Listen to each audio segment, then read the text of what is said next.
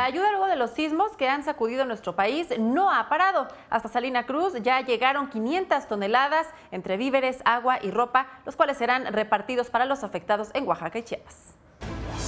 Cristina y su familia fueron parte del censo de personas damnificadas del sismo en San Pedro Huilotepec, Oaxaca. Ella, como muchas familias aquí, ya no pueden entrar a su casa porque no es habitable. Mi casa se cuarteó. Ahorita pues está en casa de mi suegra. A la puerta de la casa de Cristina y otras familias llegaron despensas que las Fuerzas Armadas les entregaron. Bueno, aquí estoy casa de mi suegra porque a mí se me desbarató mis comezcal. El horno que hago tortillas se me desbarató y mi casa, un pedazo de la lámina se me cayó. Pues con esto pues nos estamos ayudando. Yo creo que para mí en el trabajo en el que estamos desempeñados es gratificante ayudar a las personas donde más lo necesitan y más que nada hacer llegar la ayuda a los lugares más difíciles, donde tal vez es muy difícil llegar y que las demás personas lleguen.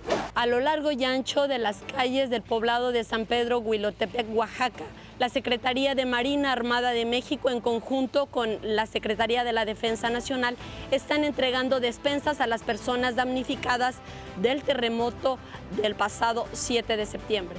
Por parte de CEMAR trabajan en atención a esta zona 255 elementos, del Ejército, 70 militares.